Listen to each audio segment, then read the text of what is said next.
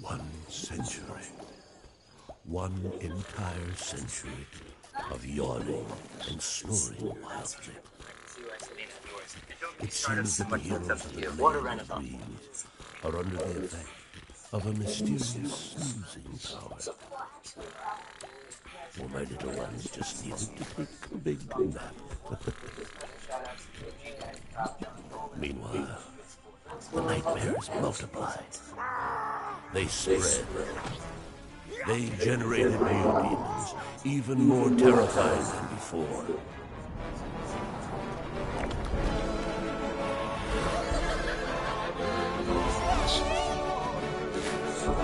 The Glade of Dreams is in danger, my friend. The fuck is up with this? Go. Quickly, wake up our legendary heroes.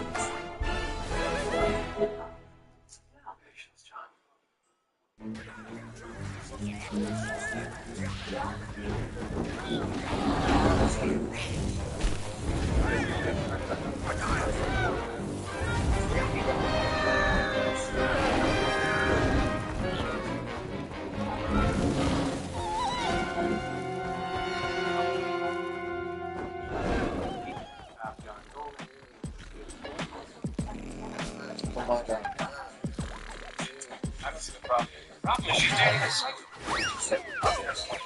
Tried this on. If my experience service has been brought to my attention that you might not be a big fan of my music. That was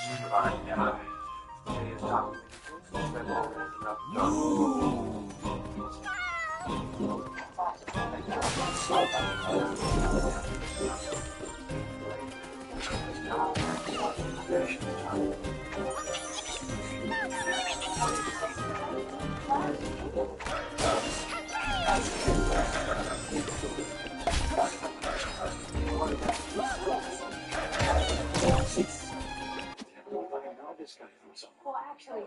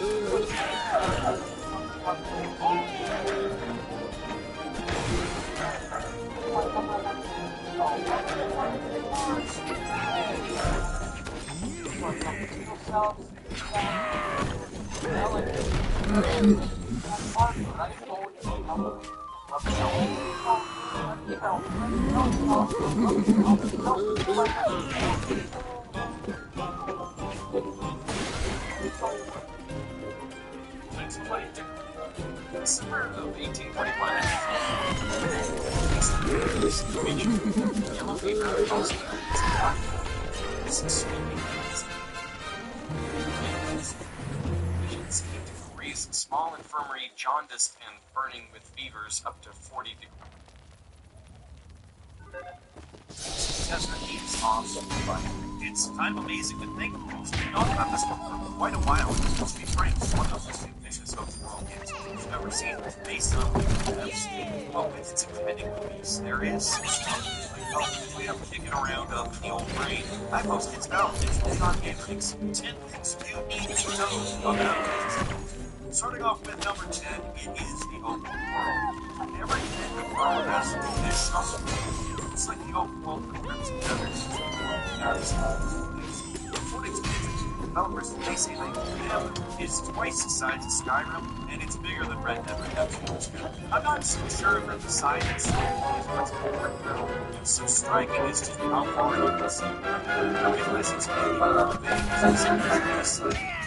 like, at this point in time, but it just feels markedly different. Just this sense of feel that I think would be there even if it wasn't the size that it is. But it is. The game is split into 5 separate regions, which you can explore at your own leisure. It sounds like there's no level gates or walled off segments of the map you can access at certain points in the story, that type of thing. I don't think that's there. The game gives you access to the entire map right from the start. Whether you're actually going to be able to survive some of the more difficult regions, that's another thing. You do start off in the region of Permanent, Pastoral Place, the second region is the only end of the Grey Main, your main character's clan, the northernmost point of the map, some snowy mountains, basically. Next is Venus, the center of power on the continent where the capital resides. A lot of castles, cities, farming camps, etc. Fourth region is Delesia, the forefront of science and technology. Looks like a place out of everything. You've got flying machines, robots, all kinds of crazy crap. The final region is the Titular, of course, a vast arid landscape. Lawlessness and mystery. The game isn't just a game. It appears to have one of the most varied features you've ever seen. For a while. I was mentioning that it kind of outdoes what you expect out of it, and at the same time, it feels a lot like I haven't done as much as you can. It feels like that. When you've got all that terrain, there is also the sky itself. This is one of the story, while managing the raw power that itself resides there, I guess. The sky is home to much exploring gateways into this itself. They're all like flying out, which if you remember, Nintendo has a demonstration customer was. And also, it looks great. And before we continue, a bunch of people that are not seen over probably the best time does us a big solid. And we only help see some stuff.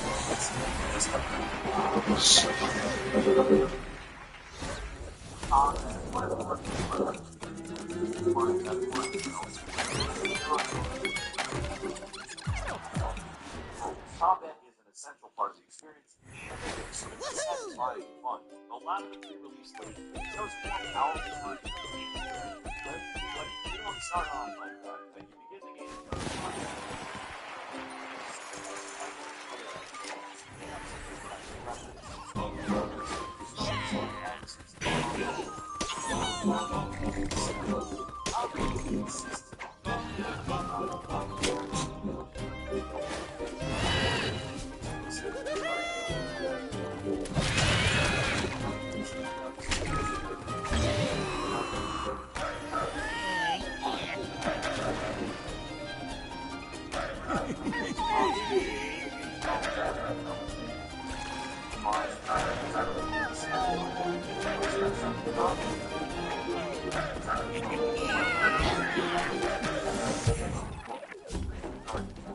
As you progress through the next one has reversal moves, crazy maneuvers, warping all over the battlefield and jumping out only to finish a guy off with a massive way. The scale of combat looks excellent.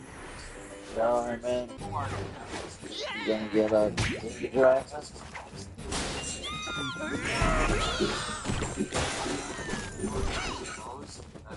Oh, I actually thought it was out, so I bought it.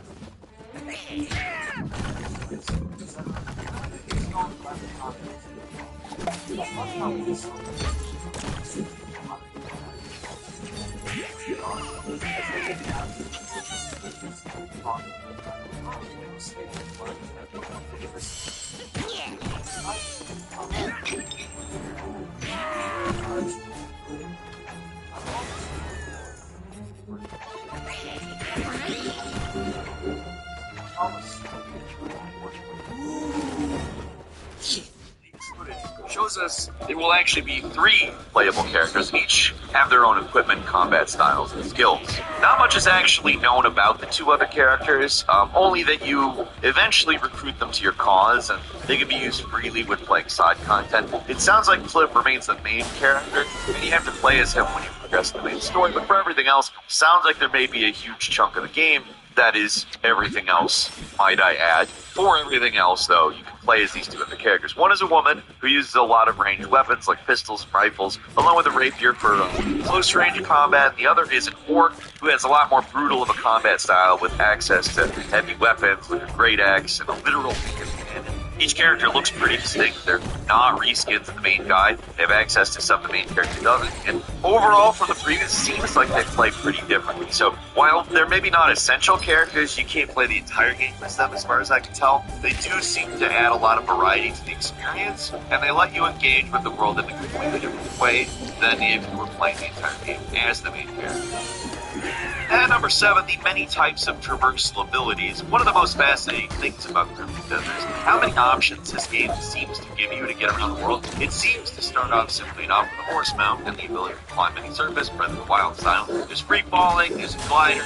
Again, this stuff takes inspiration from the open world Zeldas, requires stamina to stay afloat, makes sense. There's also a full-on grappling hook, which seems to be able to there's free falling, there's a glider. Again, this stuff takes inspiration from the open world Zeldas, requires stamina to stay afloat, makes sense. There's also a full-on grappling, which seems to be able to grab onto any surface and either point towards it or allow you to swing from it. These things can be chained together with the glide ability to really get around the world quickly. A horse can swing from it. These things can be chained together with the glide ability to really get around the world quickly. A horse is not the only thing that you can ride either. You can also ride a bear, like a full-on gigantic bear. It's enemy glide ability to surface and either point towards it or allow you to swing from it. These things can be chained together with the glide ability to really get around the world quickly. A horse is not the only thing that you can ride either. You can also ride a bear, like a full-on gigantic bear.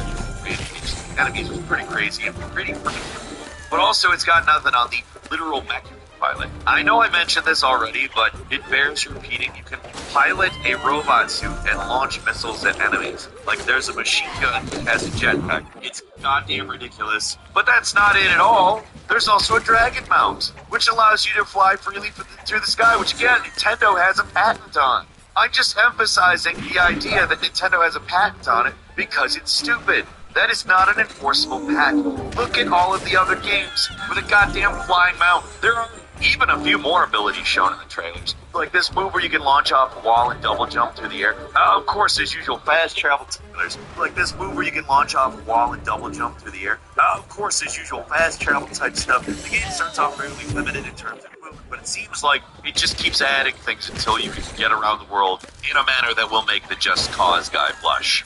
And number 6 is the exploration. There's so many ways to get around. It would be a shame if there was nothing to actually see or do in Crimson Desert. The developers seem pretty serious about making it an open world worth exploring. In their previews and interviews, Perlebus has put a lot of emphasis on the fact that it's full of unique points of interest to discover on your own. There are, of course, going to be a ton of quests, but what interests me about this game is that a lot of the world is seemingly unmarked, and they're leaving it up to the inquisitive and intrepid players to discover things about the world. They made it clear that there is not a strict path to follow. There's some aspect the progression will be non-linear.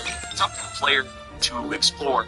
To be Red Dead style treasure maps, secret doors, puzzles that are dotted around the world. Bosses are apparently going to also play a major role in exploration. A lot of these things you can just find out hiding out in some hard to reach area, but it's not just unique encounters. The game also seems to have a strong puzzle solving element to it as well, like world puzzles. But also there's floating ruins and fragments of the abyss which seem to hide more complex Tears of the Kingdom style puzzle areas where you can, among other things, manipulate objects with laser tether, reposition them, trigger mechanisms, etc. From what I've seen, it seems like the world has a ton of stuff to discover, which plays a central role in how you build your character. And number 5 is the progression system. Another aspect in terms of does it seems pretty unique for a game that is like this. Is the progression, it's not necessarily tied to experience meter. I'm not 100% sure how it works, but from previews it sounds like you're mostly improving your character by finding, buying, and upgrading equipment from vendors around the world, and acquiring artifacts which you can found in a bunch of different ways. Some you get for completing quests, some are found figuring out enemy camps, combat encounters, other you get just from exploring. And of course, a lot of these things are held by bosses. Artifacts are how you increase your core stats. They raise your health or stamina. Breath of the Wild style. It's a new term. We took Wild style. We added Breath of the. It's not all they do, though. They unlock new skills or abilities, or allow you to power up existing ones. Equipment seems, I think, to play an important role here. Finding weapons and armor with unique bonuses seem essential for increasing strength. At least that's the impression I'm getting. Along the way, you can also customize your equipment with bonus stats, special effects, and make it more powerful using special vendor. Upgrading your equipment requires resources, which are obtained through mining or hunting animals. Other resources can be earned by beating bosses as well. So there's a crafting system, pretty simplified looking though. You just need to have stuff. You can give it a blacksmith, or an enchanter, and they do it. At least that's how, again, how it looks in the previews. At least one more thing you can do to progress your characters. Certainly people in the open world doing specific actions. You can copy it. The first overview trailer shows Cliff learning how to fish using this method, which is pretty funny. And number 4 is the boss. It's pretty safe to say the bosses seem to be a central feature in this game. Climactic. This is in the previews. Pretty simplified looking though. You just need to have stuff you can give to a blacksmith or an enchanter, and they do it. At least that's how, again, how it looks in the previews. At least one more thing you can do to progress your characters. Certainly people in the open world doing specific actions you can copy. Pretty fun. And number 4 is the boss. It's pretty safe to say the bosses seem to be a simple climactic encounters. They're all over the place in the previews, and they've revealed some absolutely absurd stuff that has me curious how the game's going to play out. I mean, we're only scratching the surface of what's in the game in these reveals, right? So what aren't they showing us? Not to say that it's all over the top, like there's quite a few human-on-human encounters. Sounds like all the stuff they banned off of Craigslist. That stuff looks relatively grounded, though. But then they show you something like the giant Yeti monster, a bunch spider creature, some just crazy nuts like a clockwork dragon. You start wondering, how far is this game going to go? There is a Leonardo da Vinci-inspired tank boss, so what else might there be? The second features overview trailer they showed, Cliff is fighting a literal battleship that would not look out of place in an Ace Combat game. The scale of some of these encounters, especially the aerial ones, is beyond belief. All of it looks very entertaining and very varied. That's the most interesting thing about the game. A lot of the bosses look unconventional, or you fight them in ways that are different from the standard gameplay loop. A lot of the fights that do stick to the formula also look quite good, but you don't want to mix things up too much with a comp. Do stick to the formula also, or you fight them in ways that are different from the standard gameplay loop. A lot of the fights that do stick to the formula also look quite good, but you don't want to mix things up too much with a combat system that looks this good. But the fact they're willing to experiment, throw some completely off the wall stuff, I really like that. That's a confidence that the developers are showing on. And number 3 is the factions. While there is a main path to follow, Crimson Desert also seems to have a ton of side quests to explore. There's more conventional Witcher-style bounty quests you can take on. There's also faction quests, which can be mundane, or they can be epic in their own right, with full-on castle sieges, unique boss battles, etc. I haven't talked about one aspect that we have seen so far. There's occasionally large-scale events where you can really cut loose. Like the skirmishes in general look pretty big in that game. They look cool. Sorry. It's cool.